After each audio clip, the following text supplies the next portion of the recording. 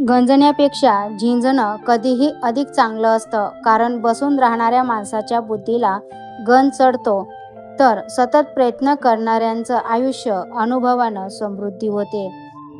ज्याला ज्या रूपात देव हवा असतो त्याला तो तसा मिळतो. देवाच्या रूपाला मर्यादा नाही, मर्यादा आपल्या विचारांना आहे. जग काय म्हणतंय यापेक्षा आपलं मन काय सांगते हे जास्त महत्त्वाचं आहे. अवधूत चिंतन श्री गुरुदेव दत्त. श्री स्वामी समर्थ. जय जय स्वामी समर्थ.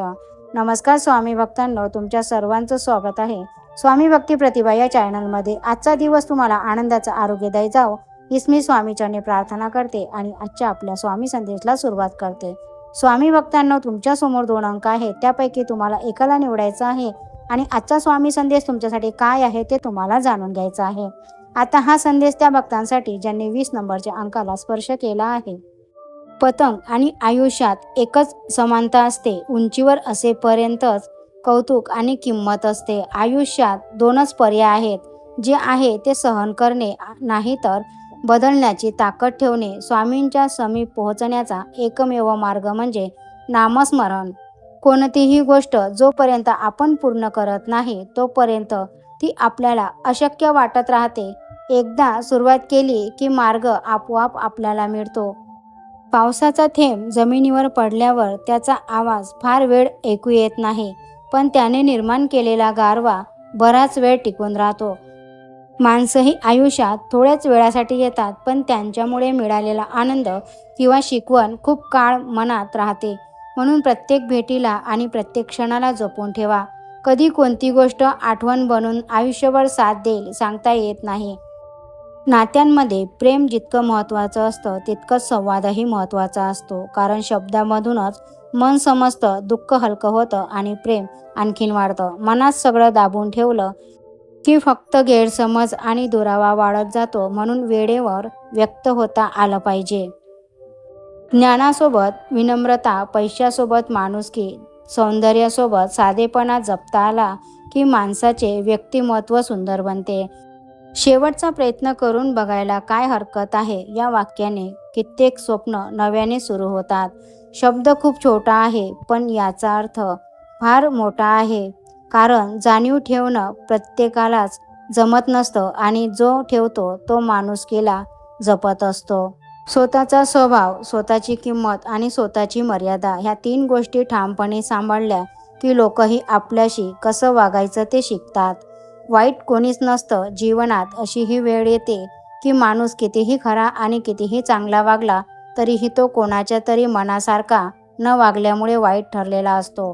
100 सुखाचा हिशोब एका दुःखाने वजा होतो. स्वामींच्या नामस्मरणाने सर्व समस्या, दुःख दूर होते.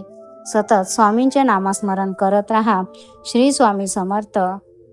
व्हिडिओला एक लाईक अवश्य करा. स्वामींच्या आशीर्वादाने तुमच्या सर्व समस्या नक्कीच दूर होतील.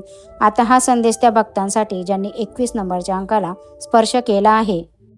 कोणाशीही जास्त भावनिक जोडले जाऊ नका जोपर्यंत त्यांची ही भावना तुमच्यासारखीच नसते, कारण एकतर्फी अपेक्षा तुम्हाला मानसिकदृष्ट्या नष्ट करू शकतात.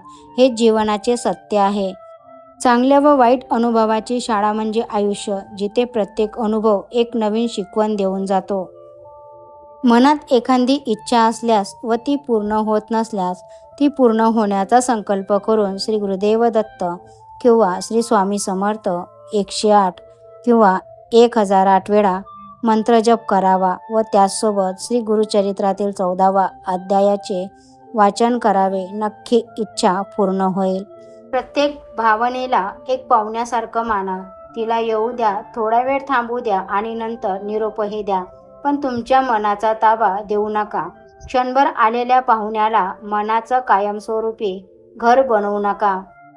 जे बदलता येत नाही ते स्वीकारा. जे स्वीकारता येत नाही ते बदलण्याची हिंमत ठेवा आणि दोन्हीमधला फरक समजण्याचे शहाणपण ठेवा. आयुष्य जगताना स्वतःच्या वागण्याची समज आणि इतरांच्या वागण्याची जाणीव असावी. स्वामी म्हणतात, बाळा, कष्टाची भीती बाळगू नकोस. मी तुझ्या पाठीशी आहे. जे तुझं आहे ते नक्की मिळेल. फक्त धीर सोडू नकोस. सेवा कर, नामस्मरण कर, मन शांत ठेव. मी सर्व पाहतो. भक्ती तुझी खरी असेल तर अडथळे स्वतः दूर होतील. संकटात मी, दुःखात मी, तुझ्या श्वासातही मीच आहे. फक्त तुझा विश्वास ठेव. स्वामींवर विश्वास असेल, अशक्य ही शक्य करतील स्वामी. टाईप करा श्री स्वामी समर्थ. जय जय स्वामी समर्थ. भेटूया अशाच नवीन एका मोटिवेशन व्हिडिओसह. स्वामी तुमच्या सर्वांच्या सर्व चांगल्या इच्छा पूर्ण करो हीच मी स्वामीचरणी प्रार्थना करते आणि आजचा आपला स्वामी संदेश इथंच थांबवते. संदेश पूर्ण ऐकल्याबद्दल खूप खूप धन्यवाद.